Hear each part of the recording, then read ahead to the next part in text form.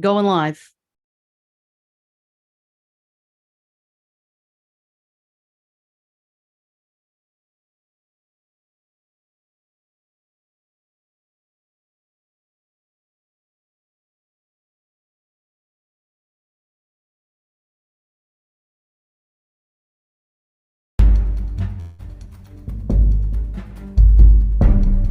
Good evening.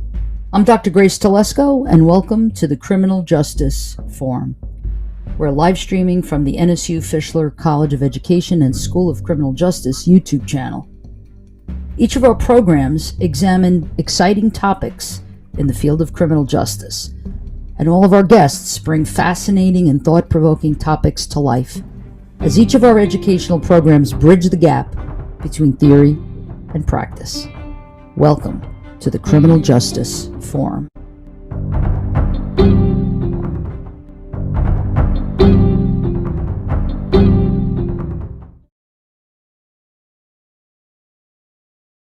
Welcome, everybody. My name is Dr. Grace Telesco, and I am with the Nova Southeastern University Fischler College of Education School of Criminal Justice. I'm joined tonight by two very important and fascinating folks, actual friends of mine, I'd like to say, and I'm very proud to call them friends. I have with me tonight Dr. Sharon Plotkin, and Dr. Plotkin recently received her doctorate, which we're so amazingly proud of her. She is a forensic specialist.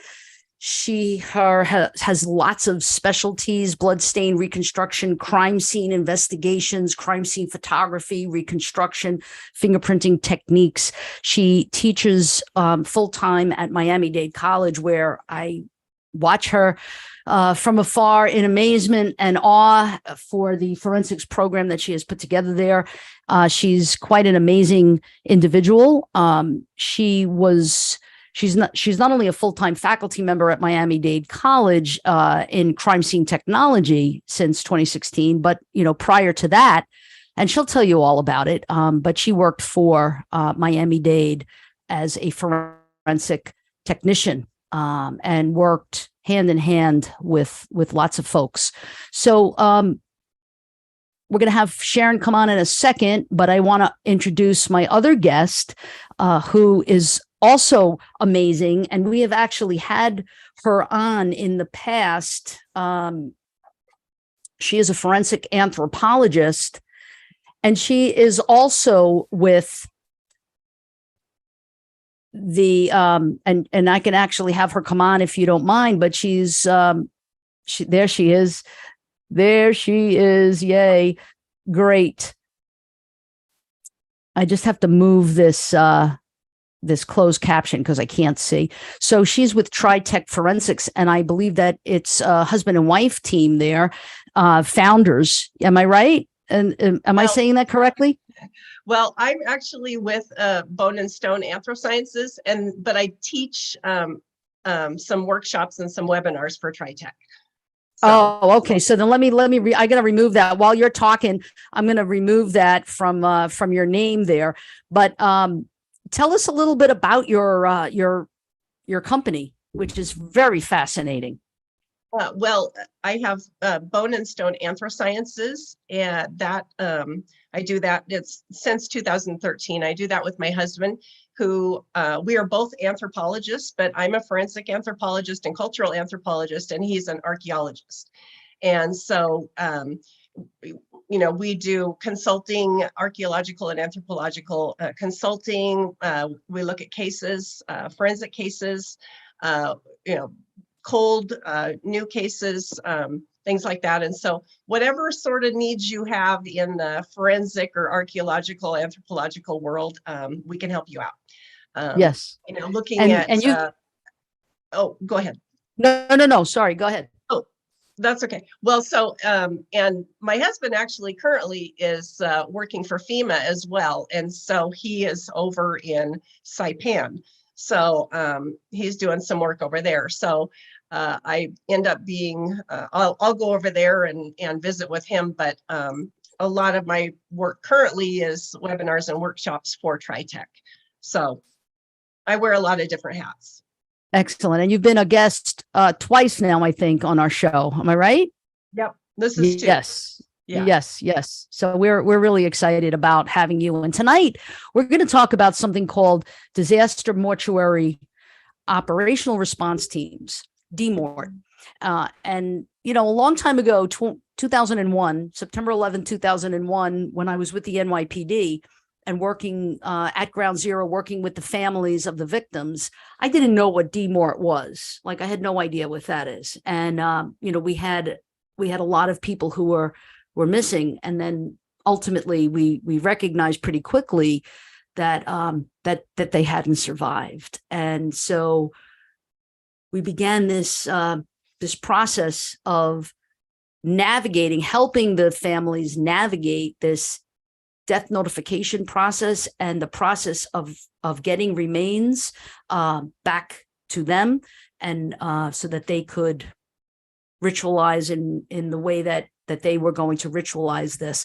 Not everybody was able to receive their family member back. In other words, they weren't found. They were not recovered in any way. But there were about half that were. And in the beginning, there was a few, and then later on, it became parts of their loved one rather than intact and full and complete. But working with DMORT, I was like so blown away by their professionalism. They come to natural or man-made disasters, and I'll let them tell you a little bit about how they get involved with this. It's a volunteer thing.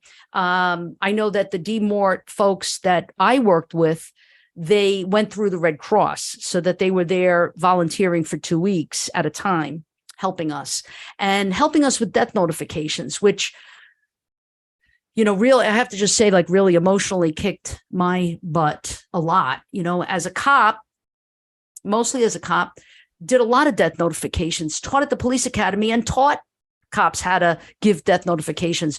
But when you're immersed in it, in a mass casualty situation or disaster, critical incident, it's just mind-boggling how in this moment with this family, I'm going to make this notification because I found their name on the deceased list.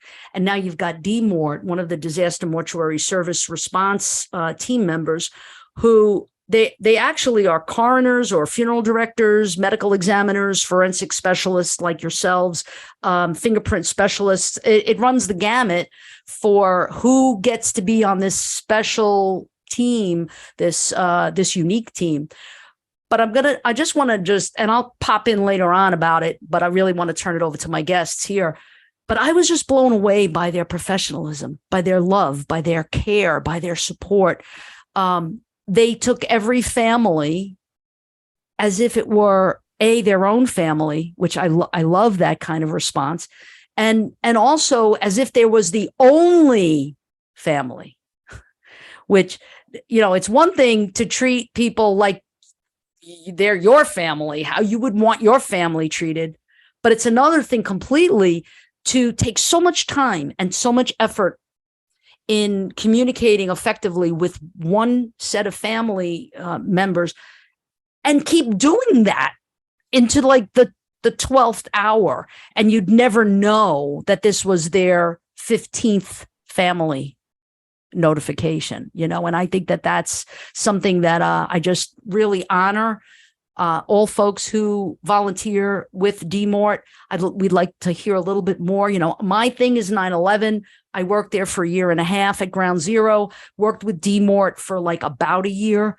And I know that the both of you have other kinds of mass casualty responses that you've been involved in, disasters, whether they be man-made or God-made, like hurricanes, et cetera, or COVID. And I guess some people would argue that's not really man-made.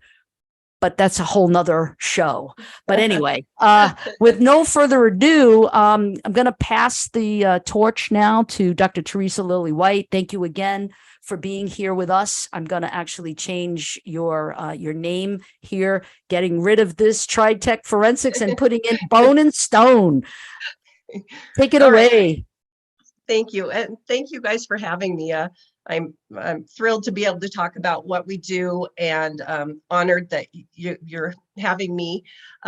So I guess the first thing I want to talk about is, as a forensic anthropologist, I worked on sort of individual cases, and my research was in decomp and understanding postmortem interval and knowing all those things, but and sort of doing that type of work. But what ended up happening was, at the beginning of COVID, when nobody knew what was going on, and we had I don't know, at that time I think there were about 4,000 deaths from COVID.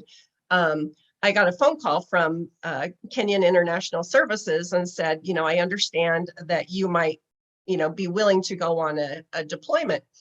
And I asked about it, and so they said, how can you go tomorrow? And so it was one of those things where you don't get a lot of time to think about it, and we didn't know what it was. We didn't know what COVID was, or how you got it, or all we knew is that it was a sickness and people were dying very quickly, and it was very scary. And so I packed my bag and deployed for COVID. And what ended up happening was we ended up, kind of helping the, medical examiner's office with bodies, because they were just overwhelmed at the time with bodies. And so we were helping them sort of move them and transition them, and they were just overwhelmed. So it was very, very interesting work. I worked on the late shift and ended up, going all night long, picking up, we'd get an address and we'd go pick someone up, and we worked with the military. And what would end up happening is we would have 4 or 5 different military folks go along with us, and we would go retrieve these people that had passed away in homes or nursing homes or wherever they happened to be. And a lot of times we didn't know what the situation was, and we would maybe just show up to this address and there was a police officer outside, and they would say, it's upstairs on the 6th floor, and go ahead. And so we just sort of got comfortable with our teams, and we said, okay, well, we'll go up and we'll observe this place first, and we'll figure out what we need to do, and we'll figure out if we need a stretcher, and so it was sort of you were just doing so much on the fly, and sort of problem solving with your team of military folks. And sometimes there was no one there, no one home besides the decedent. Other times there were family members present, and that of course ended up being the hardest to handle, because they were distraught and they were angry and they were confused, and they said, what is this and what is going on? And we didn't have the answers. And here we would come into their homes, and there would be, we would be all suited up in Tyvek suits and masks, and double masks and double or triple gloved, and they're like, am I okay? And we didn't have the answers to those questions, and they were asking at the time, where is my loved one going? Well, at the time it was in flux. We weren't sure. And so it was really challenging work, and a really wonderful work. I'm so glad I got to do it. I worked with really neat people. I had experiences that were unforgettable and heartwarming and emotional, and just super touching. And I was really, really honored to be able to do that. But I'm also on the DMORT team with DMORT 8.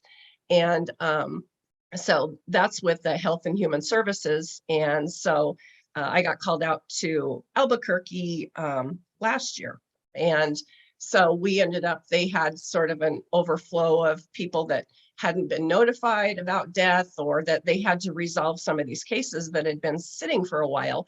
Some of them, some of the family members hadn't been contacted yet, or they couldn't find family members. And one of the challenges is, they say, well, all you do is contact the next of kin, and then then the notification is made. Well, that's way easier said than done. Since we're such a transient society, what I mean by that is we move a lot. We move to different houses, we move to different cities, we move with jobs, we move with family members, we move boyfriend, girlfriends, we travel, move. So it's really hard to track down people. It's really hard to track down families. People, it used to be that the names were consistent. So, you could find so-and-so's last name. Well, that's it. That's all out the window. It's really difficult. So it became really challenging. And so we were able to close a bunch of cases for Albuquerque and sort of get them out from under some of the heavy work that they had piled on top of themselves. So I was really proud of our DMORT team at the time. And so I feel like I'm rambling on. So somebody, Sharon, rescue me. What about your DMORT experience? So Lily and I are the greatest of friends. We met at an academy meeting. So I'm so happy to be sharing space with one of the most amazing people I know. So thank you, Dr. Telesco, and thank you, Dr. White, for letting me share the stage with both of you and for all of you that are here today. I do think that what we're talking about here is such an important topic. And in listening to what Dr. Telesco said and what Dr. White said, what needs to be understood, if you've been hearing some of the things, is even though that Dr. White is an anthropologist, to be a member of the DMORT team, which I am Region 4, so that's sort of the southeast quadrant of the United States, we are federal employees. So even though Dr. Telesco said it, we're hired by the federal government. We are employees that are paid because of our specialties in this field. So what's unique, if you heard it, was here's Dr. White, who's an anthropologist, but yet she was helping with death notifications and actually the recovery of the bodies, or the deceased. So what the reality is here, and that's why this forum that we're doing is so important, is that when it comes to disasters, and they could be anything, including a disease, a heat wave in Chicago was considered a disaster. We even had when you've got floods. And ultimately what happens is that if there's more deceased than your medical examiner or coroner's office can handle in that area, they call in for assistance. And that is our DMORT, our disaster mortuary teams, which are all over the country. And I hate to say that they're needed, but the truth is Dr. White could be deployed all the way down here to Florida. And it used to be that you stayed in your region, but I could be deployed all the way to New York, and I'm in Florida. I could be in California. I could be wherever they need. So our teams have gone out to Mississippi floods. Our teams have gone to Pulse nightclub shooting. We've gone to, and we'll talk about the fact that Florida is actually one of the most unique states in the sense that we actually have a Florida emergency mortuary team. So one thing also that you should be catching is that in the title of DMORT and FEMORS is the word mortuary. So we don't want to seem crass and unfeeling, but one of the things, and Dr. Telesco mentioned this, is our respect for the deceased. It is really, really ingrained in us. It is a very important component of who we are in our response teams. We respect our deceased. We know how important they are to get them back to their loved ones. We want to successfully identify them. So I have a crime scene experience background.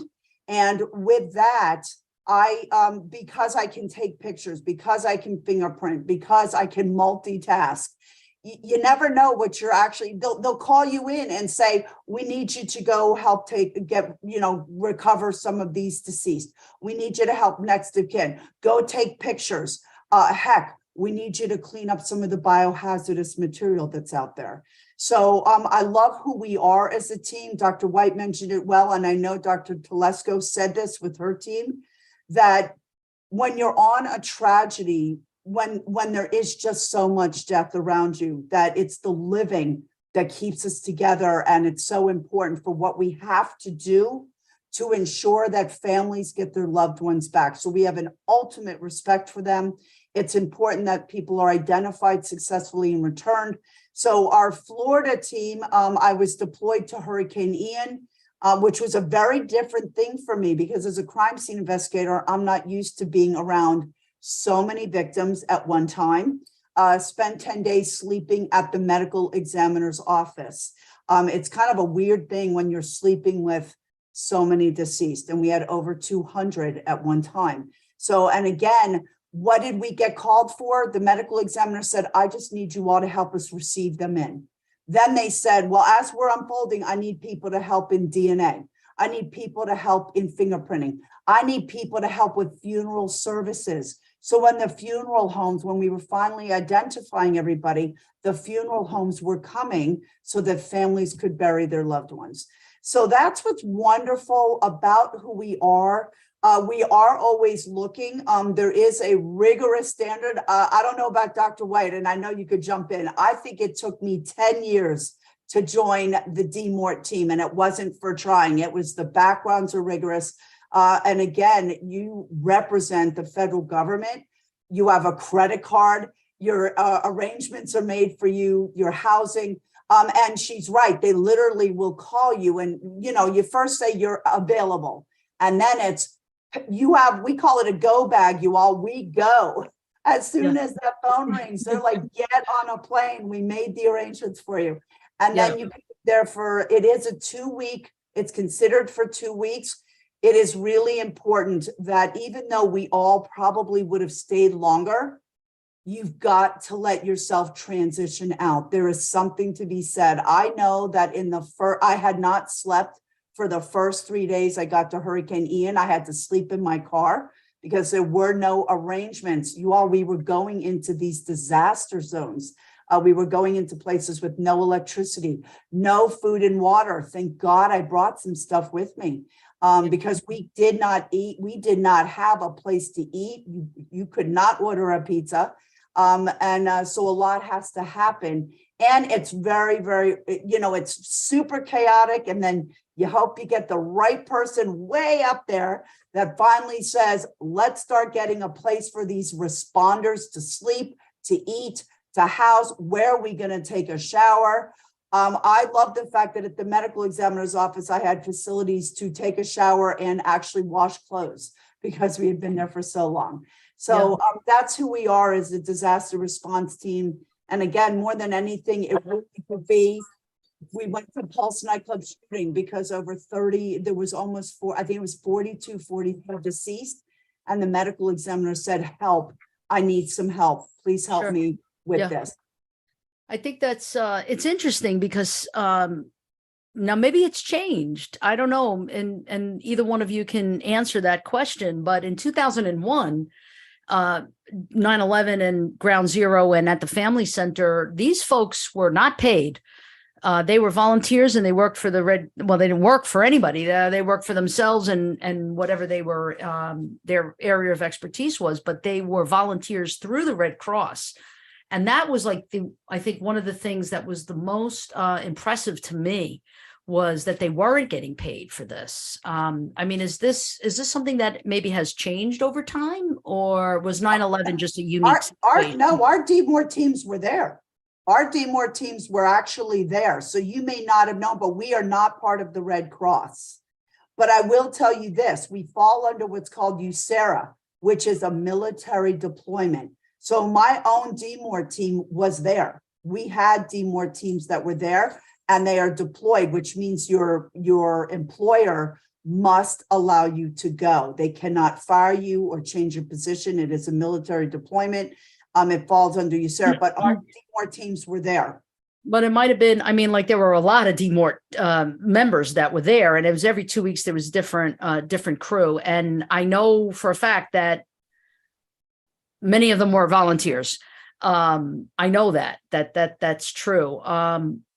But maybe there's something that's different from state to state and jurisdiction to jurisdiction. I don't know. Dr. White, what's your experience with that? Well, I know that, like Sharon said, it took me, I think I applied 7 years before I was actually accepted. So yes, quite rigorous. And then before you can actually be deployed, there's quite a bit of training that you have to take, disaster training, bloodborne pathogen, so you have to do quite a bit of training ahead of time and stay up to date with it. And so, that might have been why, or making sure, they're trying to make sure where everybody is and that they're, that they have trained individuals and that they're professionals and that they're, that they're sending out the best and that they're, Right. That they can count on them, because a lot of times with these responses, they'll send you in with not a lot of guidance, because a lot of times it can be a little chaotic. So you sort of, you get used to sort of going with it or working with it, or you figure out with your teammates, it's like, okay, this is what we need to do today. And, maybe we stay longer today and then we figure this out. And, so, and you have enough. I think the last deployment, the one that I did in Albuquerque, I was with a lot of, there were coroners, like you said, funeral directors, a lot of different people that were some retired, I think, police officers. And so everybody sort of has their niche and their specialty. And so when they're deploying a team, they sort of look for, here's what's going to, here's our task, and here are the people that are best suited for this task. Yeah. My one that I did in Albuquerque, we ended up, it was a lot of notifications, things like that. My PhD, my dissertation research is on death notifications. So, they looked at that and said, okay, well, we want her to be there. So I think it's a matter of making sure they're trained, making sure you're the right person for that job. And, I think volunteers are great. I think, and they're needed a lot of times in, those humanitarian efforts. I know that, I'm not sure if like Ukraine, places like that are taking volunteers. I think I read a research paper where they were, and so you have to be really careful with that, because these things can turn into lawsuits. And, so you have to be able to defend who you sent or who you allowed in, because a lot of these situations are crime scenes or things like that. So you have to know who you're sending in, why you sent them in, credibility as far as, should they be there? Are they professional? Can they handle this? And right. So What's their credentials and all of that? It's a little different. And you're absolutely right. We had Red Cross volunteers who were not part of DMORT at all. And, DMORT was, they're professionals, they know what to do.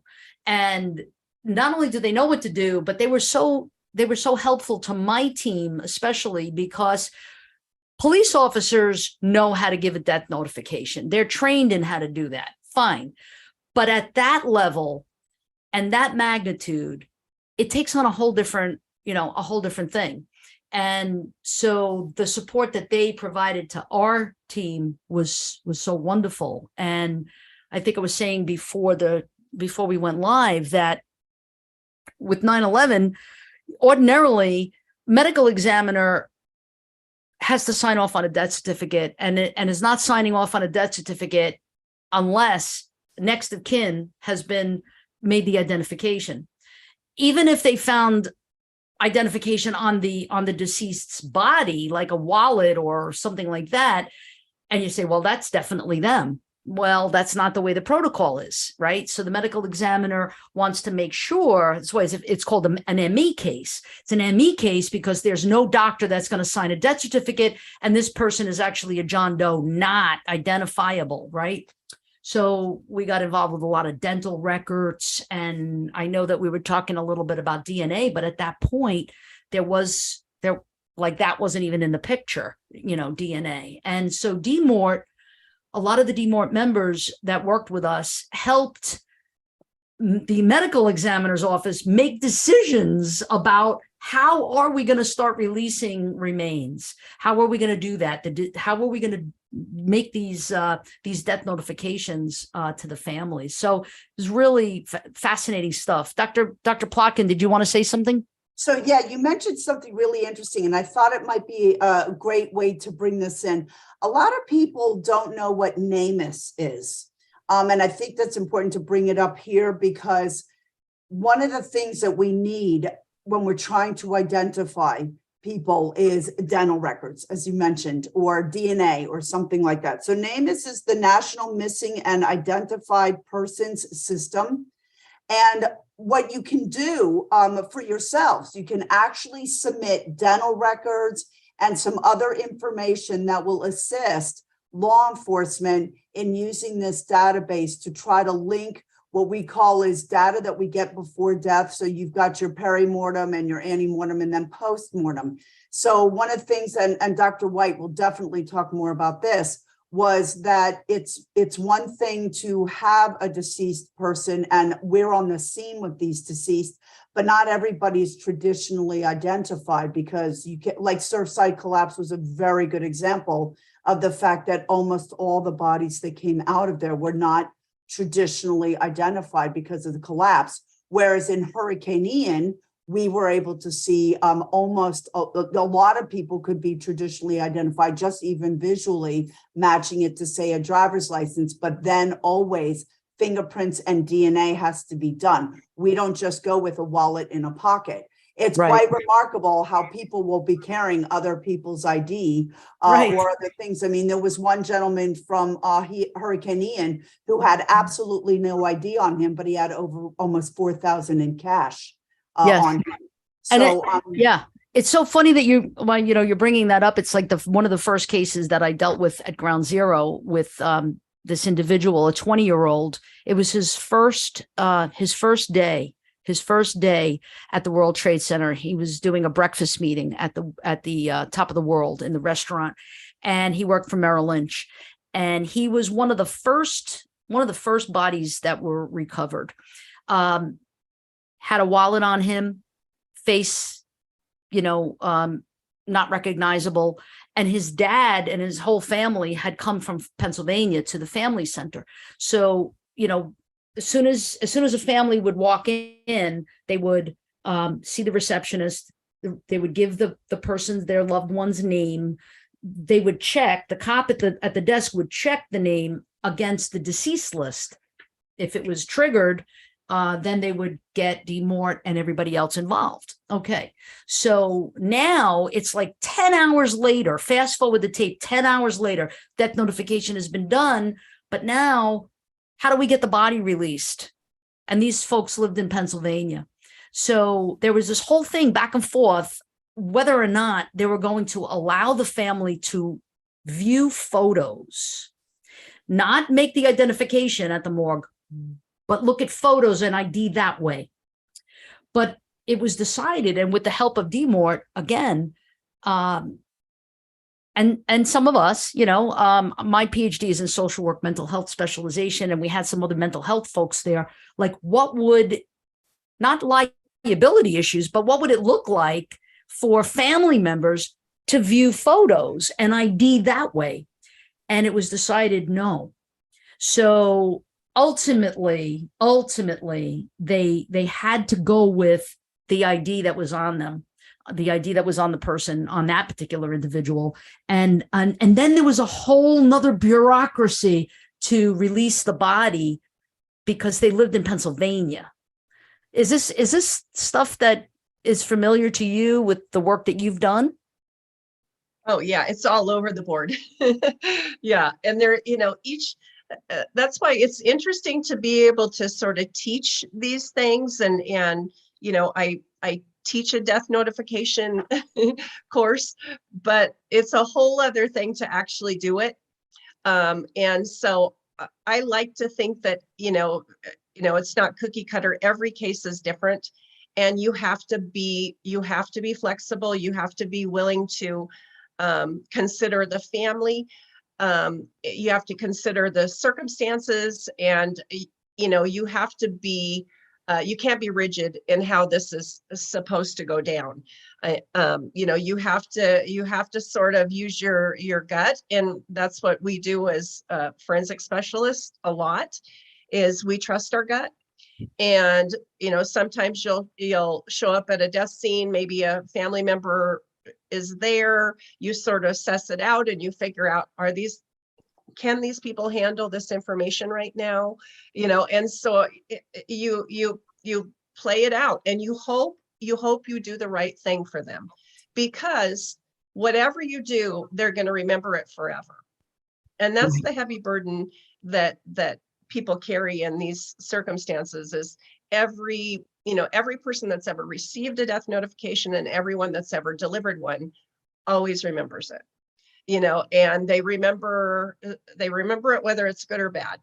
And so, but yeah, each situation is different, and you can't cookie cutter it and say, here's how you deliver it, and this is the right way to talk to people. And and you just have to, it has to be situational, and you have to go with your gut, and you have to sort of trust the people around you, and you have to sort of look at the family and figure out, you can kind of figure out what they can handle at the time. We did, during my research, I had some, I thought the important part of some of my research was that I not only talked to the people that are delivering death notifications, but I wanted to talk to the people that were receiving them, and what was important to each one. And the people that were receiving the notifications were, the things that mattered to them weren't what the people delivering them thought. And so like one of my family members said the most important thing for him and his wife was to be able to go in and touch their son's hand. And he was quite messed up, but the family said, we have to see him. And they said, well, I don't know that you should. And it's going to be devastating. You'll never forget it. And they said, yes, but we can't not touch him. We have to touch him. And so they cleaned up his hand and gave him his hand. And that was enough to soothe the family, soothe the parents. And they said that was so touching for them. And they thought it was so wonderful of, sort of the medical examiner and the coroner to allow them that last touch with their family members. So you can't necessarily say, you can't see them, you can't touch them. So you have to go case by case. And the thing is that I think is the most important is it's not your call. I think that's where it has to be the family's call. I think that in this case, I had, the family really, really wanted very badly to go in and see him and touch him. And I don't know if it was because it was early on in this event or what, if there were liability issues, if they were afraid that they would be traumatizing families by allowing them into the morgue. But he was begging me to go in. And one of the things that I said to him was, no one can take this away from you. You may not be able to see him now, but when you get him home, right, into Pennsylvania, and you go to your funeral director in Pennsylvania, you have a conversation. And I wasn't just kicking the can down the curb. I was just really trying to say that, in this chaotic scene, in this scene where you have no control, when you're in a crisis like this as a family member, and this is a critical incident that is occurring for everyone, a 9/11, for example, right? It's like happening to everybody. So that's also very disenfranchising for families, because they have to share their grief and they have to share this whole like trauma with everybody else, but it's no, but this is my son, right? Right. And so I just like said to him, nobody gets to take that away from you. The medical examiner in New York City may be telling you no, but when you get to Pennsylvania, it'll be a whole different story. And just hold tight for that. Now, ultimately, his funeral director in Pennsylvania also recommended that he not see him. So he never saw him. And I've talked to him, every 9/11, every year, every September 11th, we talk. I became very close to this family. And he says he regrets that. He regrets that decision that, the funeral director kind of told him, no, this is going to be too traumatic for you. Don't view the body. I don't know, but Dr. Plotkin, what do you think?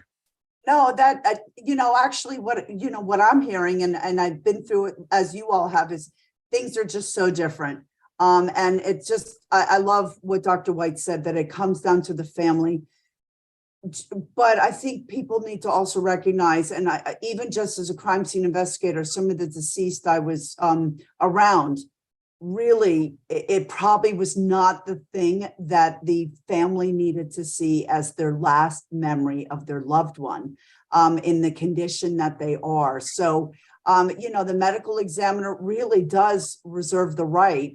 They do go through very extreme measures to try to make the loved ones look as presentable as they can, but they're not going to a funeral home before they are actually identified by family.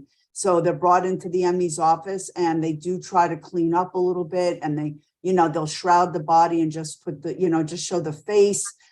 So they try to do that as best as they can to be sensitive to the family.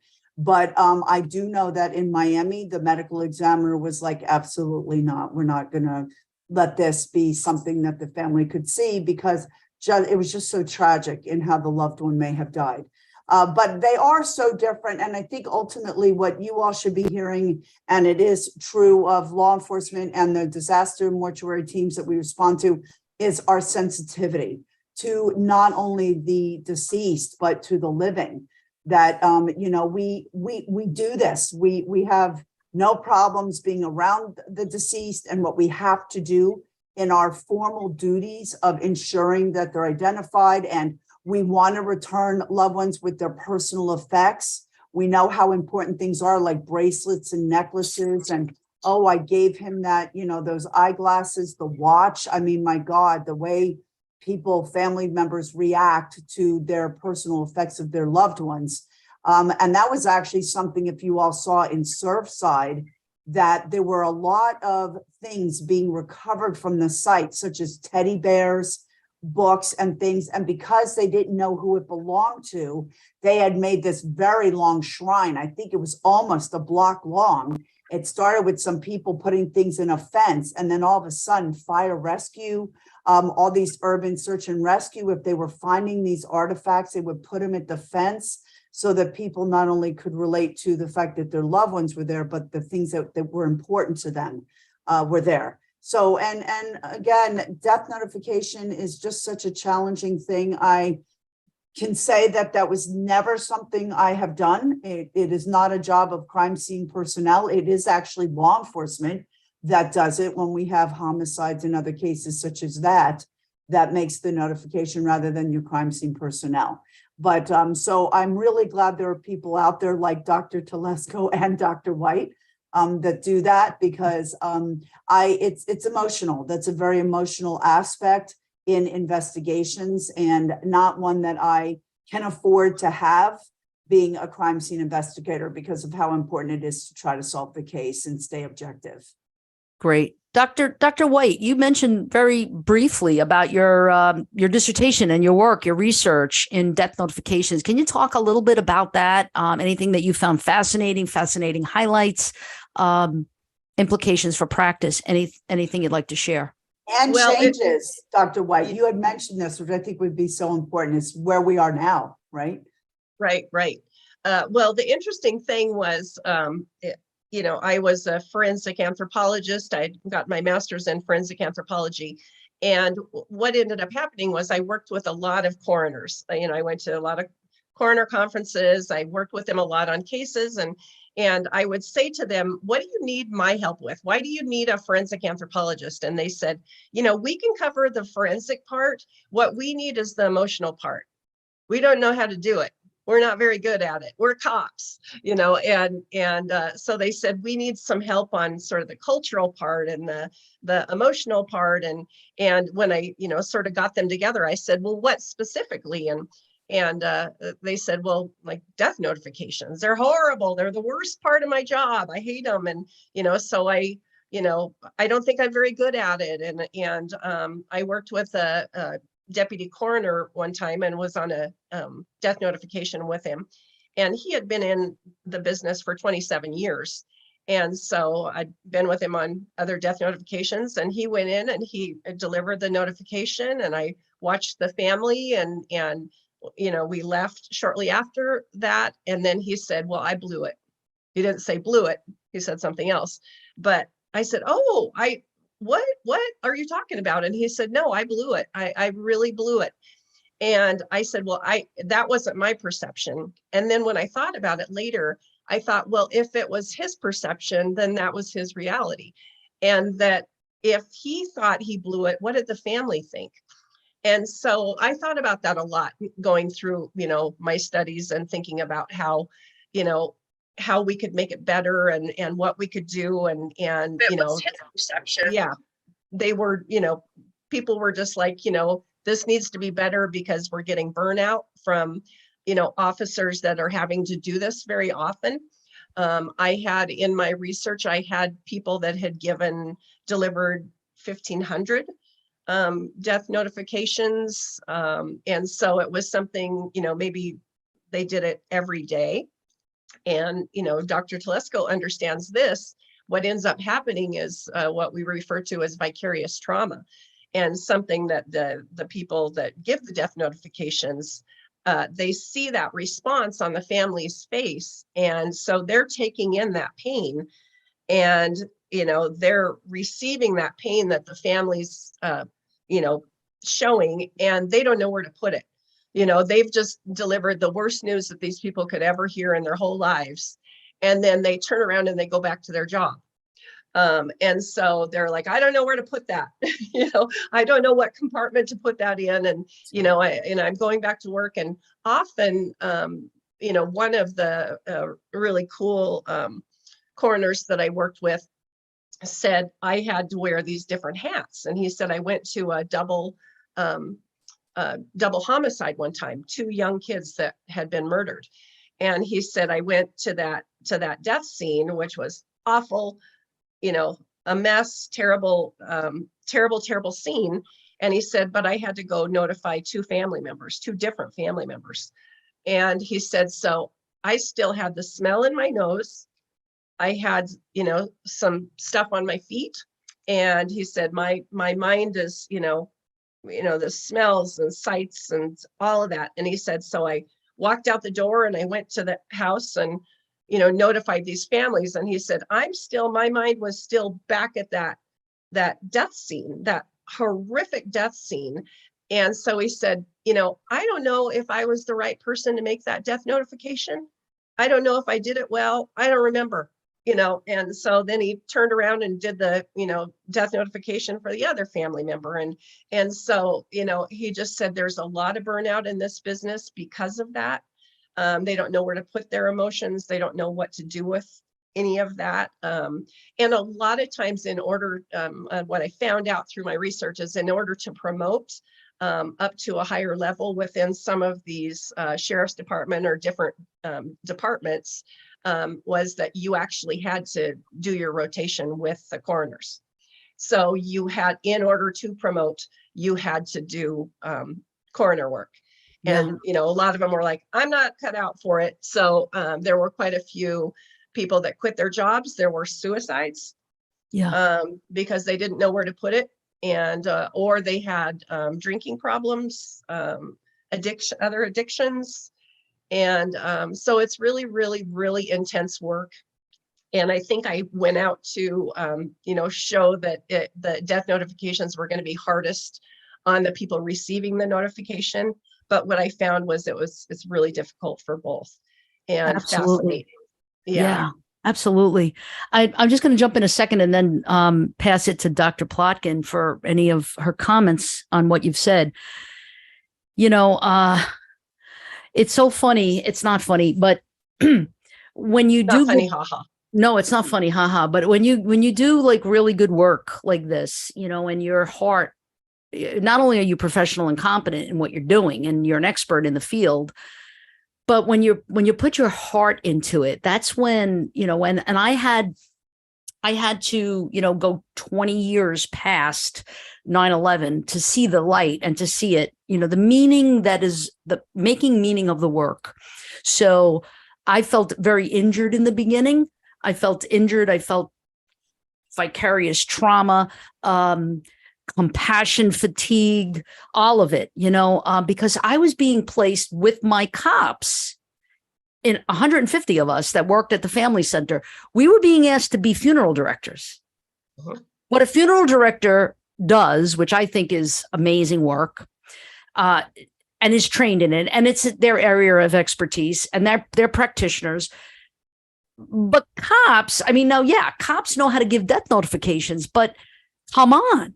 You're immersing us in this, interfacing with family after family after family in the deepest of grief and the deepest of crisis. And I think I've told this story before. I know, I'm sorry, my students who have heard me say this before, but we had to do this. We did this like makeshift memorial, right, for the families. And it was like at the end of October. So September 11th happened. And by the end of October, the city of New York and Mayor Giuliani, they devised this memorial, okay, for 5,000. There was 5,000 members who were family members, right? And then after that, they were invited to come back to the family center, where they would each family would receive a flag and be presented with the flag on behalf of the city of New York, extending their condolences. And then this little wooden urn that had not remains but debris, and they were given this, and so a cop, along with someone from DMORT, would hand this family, in like, let's say there's 10 family members, so we would hand the representative this. We would say the saying that we had to say, and we had to do this and do this and do this and do this and do this. And so it was now 10 o'clock at night, and we were finished. Everybody, all 5,000 members had received their flags and urns and had attended the memorial in the afternoon, and they were going to go home. And my cops are, toast. They're just toast. And I have a captain, may he rest in peace, because he's no longer with us. He came over to me and he said, "All right, Grace, this is what I want you to do now." It's like 10 o'clock at night. We've been there since 6 o'clock in the morning. He said, "I want you to tell your cops to start packing up all the extra flags and all of the urns and get them in the truck, because they're going to be taken to a warehouse." Now, I was like towards the end of my career at this point, but I just said, "No, we're not doing that." And I was very obedient. I was a very good paramilitary kind of person. And I rose through the ranks, but this was a non-negotiable item. We talk about compassion fatigue, and we talk about vicarious trauma, and my guys are unraveling, and you're going to tell them that they have to put flags and urns into a truck because you're afraid that they're going to go on eBay? No, it's not going to happen. And he says, "I'm giving you a direct order." And I took my shield off and I gave it to him. And I said, "Then I resign, like right now."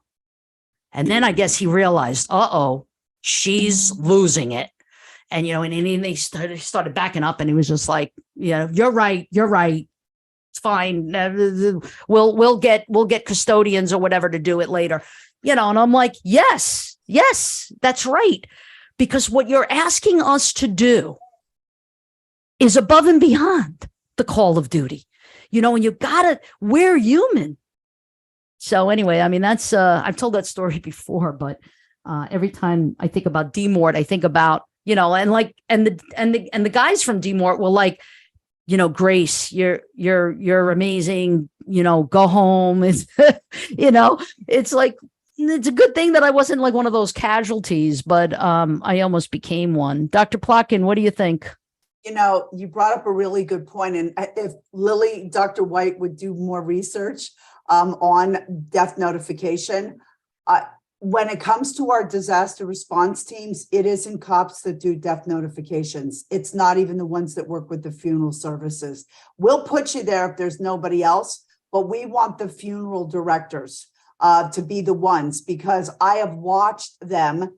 And if I had to put a police officer and a coroner or somebody, a funeral director, and say which one's going to deliver the message and the death notification, I'm going to put my money on the funeral director, because I'm sorry, but as law enforcement, that's not part of basic law enforcement training, is death notifications. And Dr. White knows this well, and she can touch on this too. And so forgive me the way this will sound, but it's part of their duties as law enforcement to do it. That doesn't mean they're good at it, and it doesn't even mean that they should. We don't send a victim advocate with a detective to do this. We want to. I'm not saying that we're ogres and we don't feel, but it's really remarkable that our disaster teams are different than law enforcement when doing a death notification. And even Dr. T, what you just said is not something that would surprise me at all, that a supervisor came to and asked you to do that, because we are somewhat mechanical in that. And the death notification is just part of what has to be done. Doesn't mean that they should be the ones to do that. But right? I think that there's something to be said, though, and this is future research, that and I don't know, you tell me what you think, Dr. White. I have a feeling that the more compassion you have, the more your heart breaks. And so, yes, our guys, the guys that worked for me, maybe they weren't like specialists in death notifications, but they were specialists in love, support, and compassion for these families, which really injured them emotionally. Do you know what I mean? Dr. White, what do you think? Well, it's really interesting, because even the biggest, baddest cops that I talked to and dealt with, and with the research and have talked to, they like to have this outer, shell, and I'm badass, and and that I can handle all this stuff. And they said it's never, almost all of them without exception said, I can handle the blood, I can handle the gore, I can handle the noise and the trauma and the lights and the sirens and all that. They said, don't put me in that emotional don't put me in that emotional void, because I don't know what to do with it. I don't know where to go with it. Yeah. Some of them felt like they were quite good at it, so they would sort of take that on themselves. And they said, I don't let anybody else do it because I think I'm good at it. But it was really interesting speaking with them, because I saw how heavy it was sitting on them. Yeah. And as I was talking to them about, how are you doing? And, do you feel like this impacts you or your family or your job? And they're like, no, I don't. And then everything that I heard from then on was like, oh, yeah, it does. One that said he would, because of, the emotional part and the trauma, Right. he became quite a drinker. And he said, so I wouldn't drink on the nights that I had to work again. And so, but I didn't want to sleep because of really bad nightmares. So he said, I wouldn't sleep on the nights that I knew I had to work the next day. So, but in order to sleep on my sort of days off, I, just drank and drank and drank. So I drank and passed out, hoping that I wouldn't have dreams, nightmares. Exactly. And yeah. And so, it's just really hard. And the interesting part about, I found that a lot of the healthiest people that actually were the people that were delivering the notifications, were the people that watched each other's backs, that had teamwork, and that had the ability to say, how are you doing? No, you're not doing good. Yeah. Right. You're not going. You're not Right. going today. Right. And like the poor guy that had to go from the double homicide to the 2 notifications, and he was the boss, and so he was in charge, but somebody should have said, you're not going. Exactly. Exactly right. And, for me, control freak that I am, an egomaniac, thinking that only I can be the one to talk to the families, that really hurt. That hurt me. That hurt me emotionally. Right. And then about a year to 2 years later, and I'm trying to even think of like how many years later, Hurricane Katrina, I got a phone call from the Department of Human Services. Is this Lieutenant Telesco? Yes. We're ready to deploy you. And I was going to be part of this DTAC team, this disaster team, to be flown to for free now. I'm very upset that they pay people and they didn't pay me. But anyway, I volunteered. It's fine. I went there for 2 weeks to deploy to New Orleans. But when I touched down and we stayed with the in the armory, and the Army put us up, as I was debriefing the New Orleans police, I realized that I was burnt out and I had no business being there. And I thought it was going to be good for me to go, but it wasn't. And so I think that knowing yourself and knowing when you've had enough, in Italian, we say basta, enough, not pasta, like eat macaroni, but basta, enough, stop, that you have to take a break and that you have to really regroup and make meaning of the work. So it wasn't until years later that I was able to make meaning of the work. Then I was able to kind of synthesize this into my life and into my life story, so that I was no longer a victim of the vicarious trauma or the compassion fatigue, but that it was more of a badge of honor. Does that make sense? Oh, Dr. Plotkin? That makes super, super great sense. And actually it was in the Q&A about how do we handle the tragedy. One thing that I always find challenging is when people say that we're desensitized, and we're not. What we are is we try to remain detached and from the emotional aspect, because there's absolutely no way I could survive. I know this, but I never had nightmares. And like I said, I didn't know how I was actually going to handle the deployment to Hurricane Ian. I don't know how we handle any of them, but I can't even believe how I was just able to do what I needed to do. So like I said, I am very thankful for people like Dr. White and you, Dr. T, because I cannot mix the two. I have to remain detached. Desensitized means we don't feel.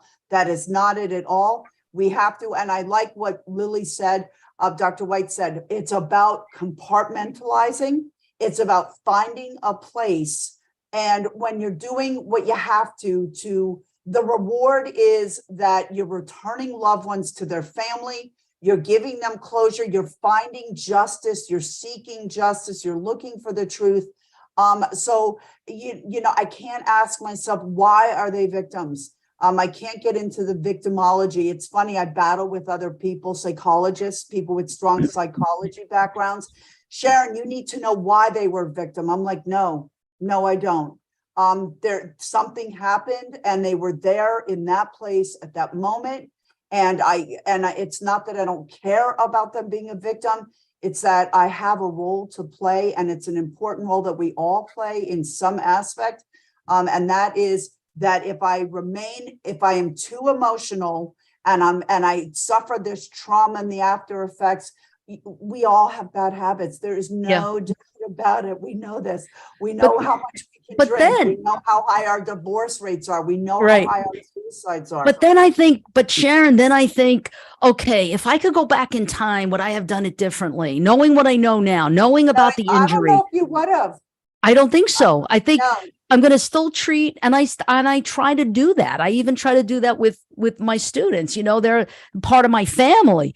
So it's just like. But let me ask you this, Dr. T.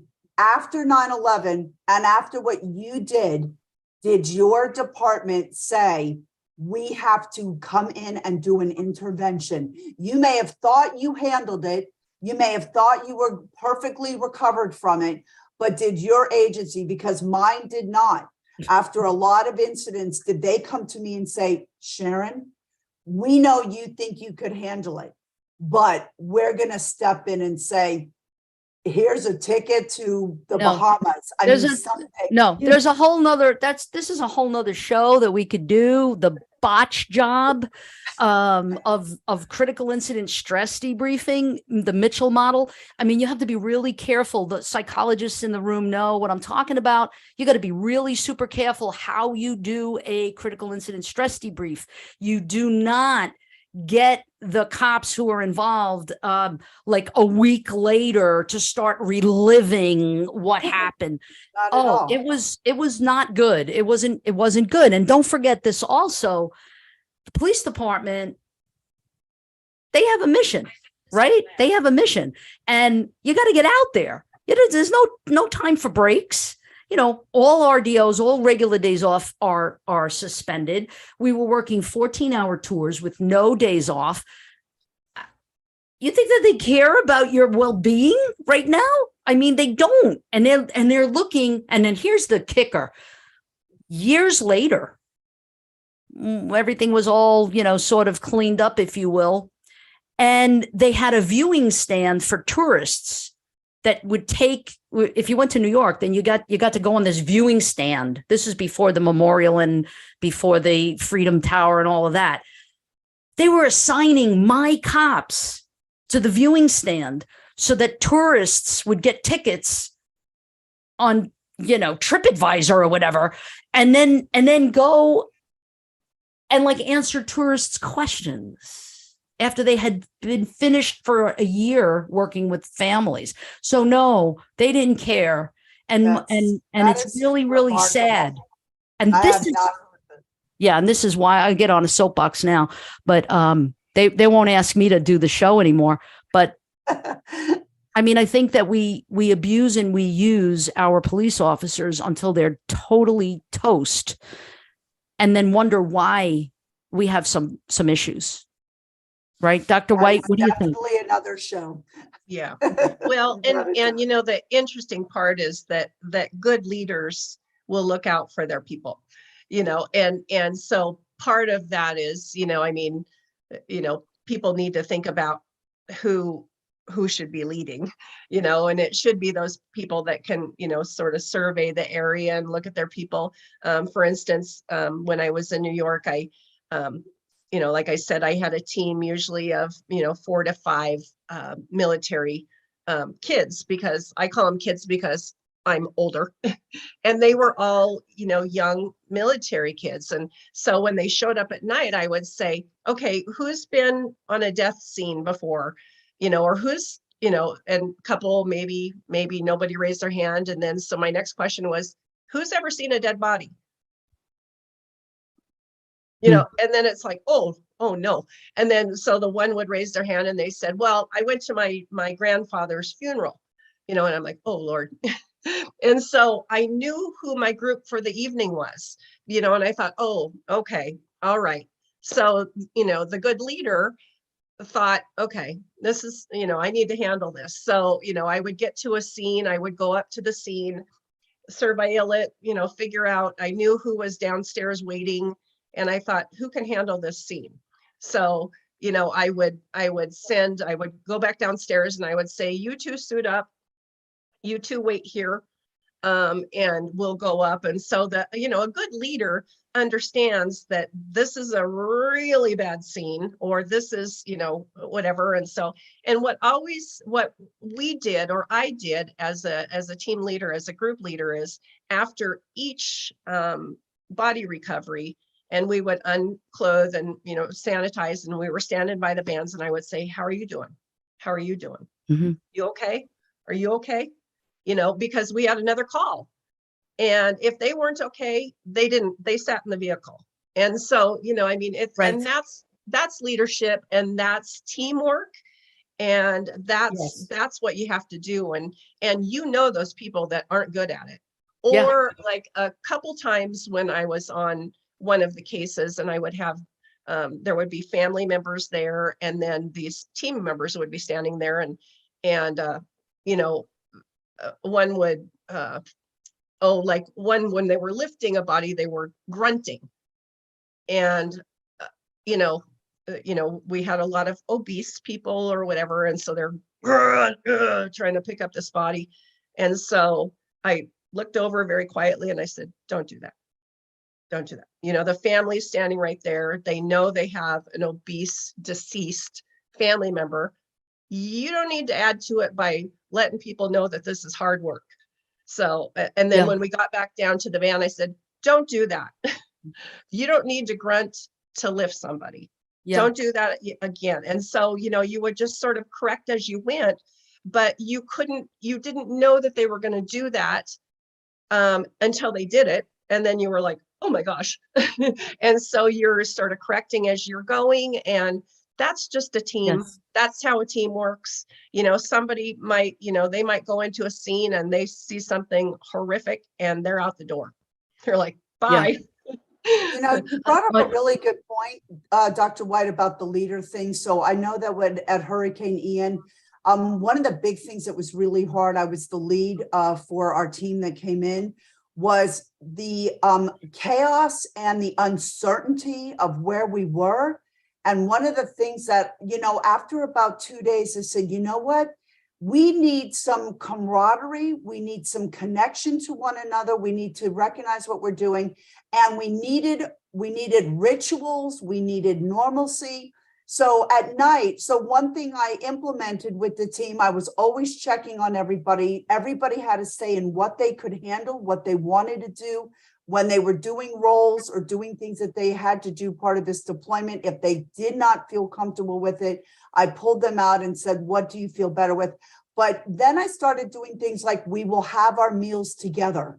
So we started eating breakfast, lunch, and dinner together. Whatever we were doing, we stopped and we ate together as a team. And at night, because here we were staying at the morgue, I started doing things like we're going to play cards tonight. I got pizzas delivered and we had a pizza thing. We were making popcorn. We were watching movies and popcorn. And I couldn't believe, and it was good for me and it was great for them, that as we worked as a team through this really tragic event, was just the fact that we cared about one another. We were checking in with one another. How are you? And then if they couldn't handle something, the relationships were built. I felt like I made lifelong connections.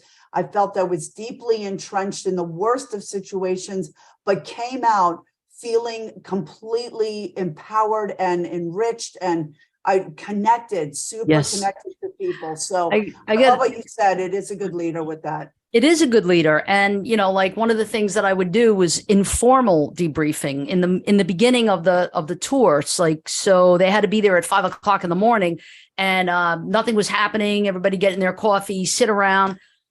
What's going on? How do you feel? What's happening? You sleeping okay? How are you de-stressing? Blah, blah, blah. And they felt like they could trust. I mean, that was the thing. And I called it the circle of trust as just a joke, but it worked. It worked for them. Who helped me? The dogs. The dogs, the therapy dogs. Somebody brought a dog in, as a matter of fact. Yeah, somebody brought their pet. One of the people that worked at the medical examiner's office actually brought their pet dog in. My God, you are absolutely right. Yeah. Therapy dogs and also rescue dogs. I mean, that was the golden retrievers.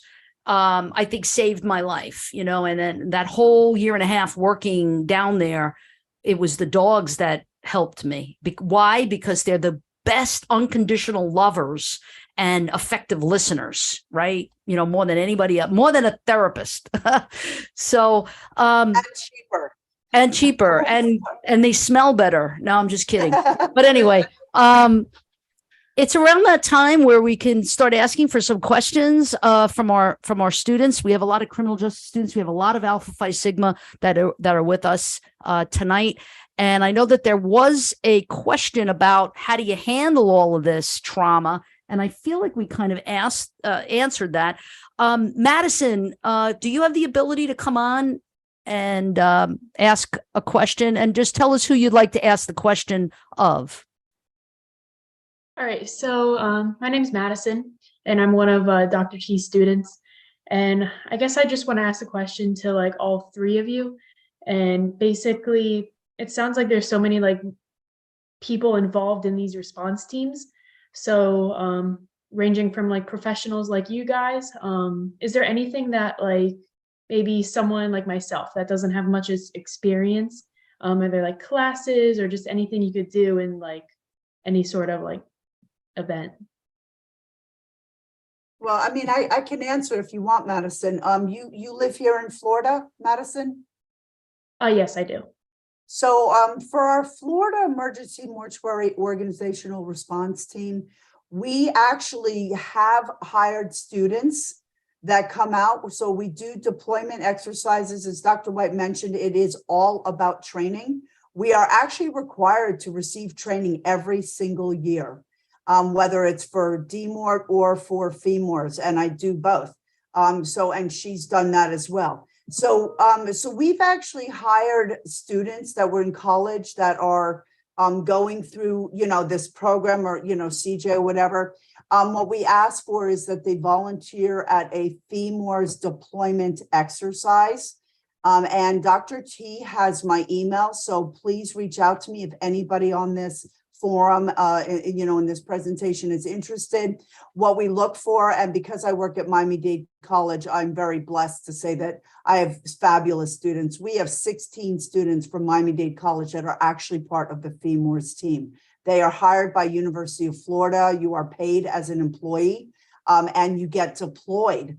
So a lot of them get deployed, and it could be in any capacity, but we do have other roles or responsibilities. Some of them could be, so we would call you, and I know it sounds kind of weird, but a body tracker.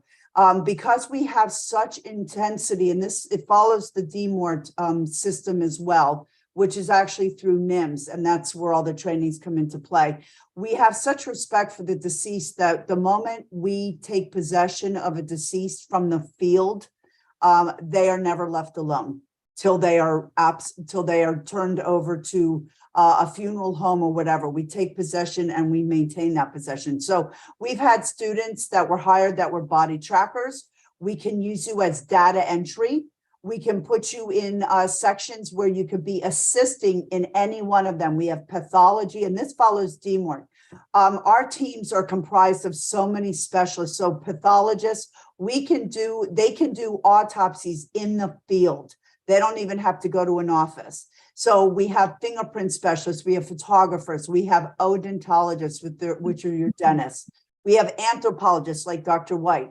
And in her section, if Dr. White was the assigned anthropologist, she could say, okay, I need a couple of people to assist with just simple, like just holding calipers or something, right, Dr. White? So, so that's where, Madison, you all would play a very vital role. We need you. We've had people in morgue admitting where you're actually sitting there and you're helping build files that would go with the bodies as they triage through. So that sounds like something that maybe you might be interested in the future, or any of the other criminal justice folks that are listening that might want to reach out. Dr. Plotkin, would you put your email address in the chat? Absolutely. And I even want to give you a date. And we're gonna do that in a second. I'm gonna give you a shameless plug in a minute. So yes, a date for the FEMOR's deployment. No. Another date. Our FEMOR, yep, we have a FEMOR's exercise that's being held at Indian River State College. And that is where we're going to be doing our training. And the date we have picked already is actually March. It's going to be March 28, 29, and 30. So I don't want you to just show up. I'm putting my email right now into the chat. Contact Dr. Plotkin, and please reach out to me. Great. And I will tell you what we're looking for, and come join us. You can volunteer. We'll have you volunteer. And then if you come to 2 or 3 as a volunteer, which means you're helping us to set up, you're helping us to get, everything ready for the exercise. You're allowed to stay to the exercise as well. And then after about 2 or 3 of those volunteers sessions that you do, if the team likes you and feels you are a good contributor, they'll invite you to join. Great. And then you are a University of Florida employee. So Wow. we love students. You know All what? right. We like youth with strong backs and hardworking. Okay, great. So that's so make a Yep. note. All the Alpha Phi Sigma folks, all of the people from Nova, take note and reach out. And also, Dr. White, I don't want to put you on the spot, but if you feel comfortable, you can put any of your contact information in the chat too, because we have a lot of PhD students who might be completely fascinated by your research and maybe want to contribute to the literature in the same way, and maybe they could reach out to you if you're okay with that. Thank you, Madison, so much for your question. It was a great question. We have 2 Thank you, more guys. questions, and that is Anne Chloe Daniel, who is actually another NSU criminal justice major. What would you say the most draining part of this process is? Anybody want to answer that? Either one of you? The only thing I'm going to say is learn to work hard without sleep. You never know when you're gonna, when events are unfolding, and there aren't a lot of people in the beginning. I know when I went to Hurricane Ian, it had been almost 40 hours before I went to sleep. So that's the draining part to me, is that you've got to do the work, right, Dr. White? 100%. Okay. Yeah. And another part that is challenging is you're in a very high stress atmosphere. Everything is very heightened, emotions are high, and you're working with a lot of different personalities. Some people get quiet, some people are loud, some people don't handle stress well, so they go a little bananas, and so you have to have the ability to keep your cool, and you have to listen, and you have to be able to respond wisely, and you have to be really conscious of how you interact. You have to have really good interaction skills. And probably the hardest part is that it's really emotionally charged. All of it is, every bit of it is. Yes. Yes. Every part, you have to do every job usually, and you don't get a choice for the most part. They say you're going there right now and you're doing that, and you don't get to go, well, actually I think I'm a lot better in this area. Yeah. You don't get that. And so the part about it is that you want to get a little pouty, because it's like, well, I liked where I was, or I liked the people I was working with, or whatever, and you want to get a little pouty, but it's like, oh, okay, I pick up my bag and I'm going over there because whoever is in charge told me I'm going over there. So right. flip your attitude around and go. And the other part is you have to remember that what your reactions are sort of setting the tone too, and that if you're reacting badly, or if if your face always looks like crap, and you look like you're stressed out, or your body language is like, this sucks, or whatever, you're just putting that out there to your team, and they're feeling it, and then they're looking at you like, so you have to be really thoughtful of how you're coming across. And Yes. you can be stern, and you can be a good leader, and you can be a good team member, but remember that your whole body is you're sharing every emotion, every facial experience. Yeah. And I'm sure that you're enjoying this. That was another question that was being asked by Harmony, is like, so we know what some of the challenges of the work are, but what is it that you like about the work? And I think that the excitement that you both have kind of demonstrated for us shows us that you love this work. I think, when I was done with Hurricane Ian, I left there feeling, and it'll sound weird, I don't know how to put it another way, powerful. I felt like I made real change out there. And that was so important, that the work that was being done was so critical. I was like, wow, this is Yeah. so significant. Yeah. How am I fortunate to have been able to implement such big change? And I totally agree with Dr. White. I think when you're done, you almost feel like you're in a camp dorm, because like you're actually so entrenched with one another. You're like, wow, is that what they look like in pajamas? You're like, Yeah. it just gets really crazy like that. Right. So you're right. I mean, we're not all going to agree and we're not all going to get along or whatever, but we have to be flexible, and we have to realize, like, take your pouty self somewhere, but Yeah. cut that attitude out and jump back into this game and make it so we're not miserable. It's already bad. I also think that there's something to be said about the drama of the work. It's trauma and drama, drama. And when you leave the work, I'm speaking for myself, when you leave the work, when I retired and I ran from New York, and I put my papers in and that was it, then everything else after that was kind of anticlimactic. It was like, life is boring. And there's nothing that's like that. Like that work, which you can kind of understand a little bit about veterans who are in combat, and it's like, why do they keep on re-upping and going back, into combat? Why do they keep doing that? Because there's something trauma about it that just like, it's an adrenaline rush. And it's like, I got to do that again. And remember when I told you about getting deployed to New Orleans, that's where I was coming from. It was like, I got to get back to really good work. But I wasn't ready. You got to make meaning of what happened, and you have to heal and transform yourself first. Like, we don't have any more time. I'm so sorry. We don't have any more time for any more questions. I hope that we answered them indirectly, but I want to give Dr. White a chance to shamelessly plug anything she wants. And then Dr. Plotkin has something she wants to share with us. Okay. Well, I have been teaching some classes for TriTech, so I do some webinars those are kind of fun, and you can go on TriTech forensics training and check those out. I also do some workshops that are 1 and 3 and 5 day workshops. We've got some kind of cool ones coming up, a couple in Florida and one in Washington, and we have a request for one in Arkansas, I believe. And so we have a lot of fun with that. And I do osteology, exhumations, recovery of scattered human remains, some how to recover forensic entomology from a scene. So we do a lot of really fun, really cool things. So how do they find out about it?